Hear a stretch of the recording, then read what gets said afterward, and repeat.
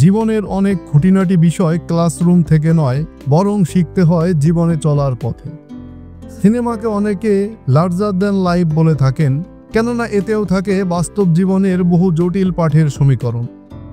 যদি আপনি একজন উদ্যোক্তা হয়ে থাকেন কিংবা নতুন কোনো ব্যবসা শুরু করার কথা ভেবে থাকেন, তাহলে আপনাকে অনুপ্রাণিত করতে পারে এমন 5টি সিনেমা নিয়ে আজকের এই video. The parachute of happiness. একজন উদ্যোক্তার বৈশিষ্ট্যর মধ্যে অন্যতম হলো অধ্যবসায়, ব্যর্থতা থেকে গা ঝাড়া দিয়ে নতুন করে শুরু করার ক্ষমতা। উইল স্মিথ অভিনীত এবং গ্যাব্রিয়েল মুচ্চিনো পরিচালিত দি প্যারাশুট অব হ্যাপিনেস একটি বাস্তব জীবন ভিত্তিক গল্প।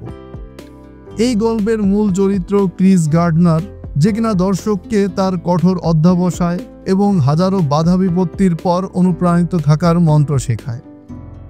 একা একা নিজের ছোট্ট সন্তানকে সামলানোর পাশাপাশি পরিবারকে আরও ভালো জীবন দেওয়াই তার চেষ্টা।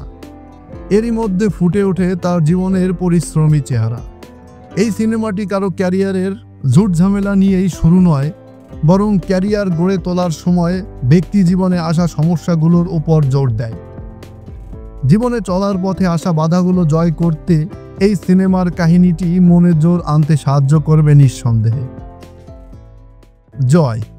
2015 সালে মুক্তি পাওয়া এই সিনেমাটি থেকে আমরা জানতে পারি যে জীবনে যত বাধা বিপত্তি আসুক না কেন, প্রকৃত উদ্যোক্তারা সত্যি শূন্য থেকে যাত্রা শুরু করতে পারে।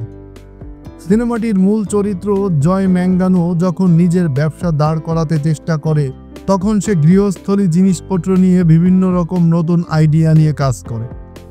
আর এসবের মাঝেই সে শিকার হয় প্রবঞ্চনা, ধোঁকাবাজি ও বহু অপ্রত্যাশিত সমস্যার।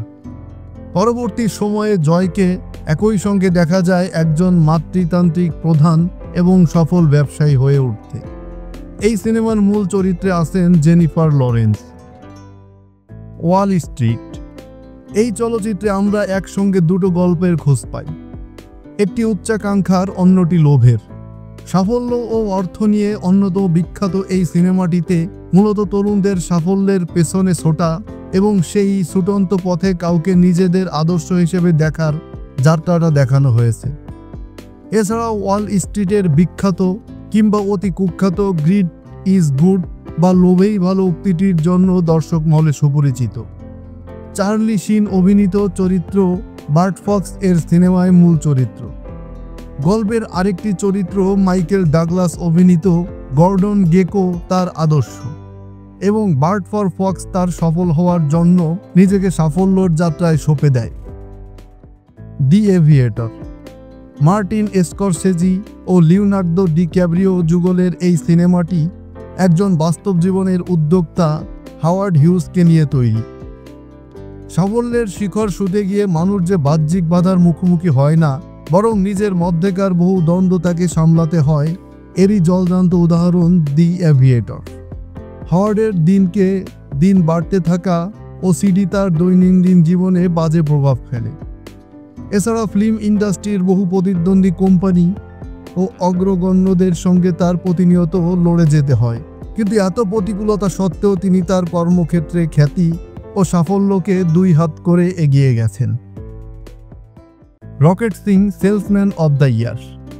বলিউডের এই সিনেমাটি এমন এক উদ্যোক্তাকে নিয়ে যে কিনা নিজের জীবনের ঘূর্ণিপাক নিয়ে দ্বন্দ্বে মশগুল ছিল। সিনেমার মূল কুশীলব হরপ্রীত সিং চরিত্রে অভিনয় করেছেন রণবীর কাপুর। হরপ্রীতের পড়াশোনার অবস্থা কখনোই ভালো ছিল না, তাই তাকে সেলসম্যানের চাকরি নিতে হয়। প্রতিনিয়ত সিনিয়র ও সহকর্মীদের কাছ থেকে হাস্য পরিহাস তো সইতেই হয়, সেই সঙ্গে রয়েছে নিজেকে প্রমাণ করার এক পাহাড় সম চ্যালেঞ্জ। তবে একদিন সে যে কোম্পানিতে কাজ করত সেখান থেকে রসদ জুটিয়ে নিজেই একটি কোম্পানি চালু করে ফেলে। এই সিনেমা থেকে শিক্ষণীয় বিষয়টি হচ্ছে এই, সাফল্য কোনো শিক্ষাগত যোগ্যতা বা সার্টিফিকেটের মানদণ্ডে লেখা হয় না, বরং ব্যক্তির প্রতিভাই তাকে সফল করে তোলে। আমরা বদ্ধপরিকর হয়ে যে কোনো সময় নিজের পথ ঘুরিয়ে সফলতার দিকে যাত্রা করতে পারি। যে শিক্ষার্থীরা গ্রাজুয়েশনের পর কি করবে এই নিয়ে দ্বিধাদ্বন্দ্বে ভুগছেন, তারা এই সিনেমাটি অবশ্যই দেখবেন। হতাশা মেঘাচ্ছন্ন আকাশে আশা ও প্রেরণার এক চিলতে আলো আসবেই।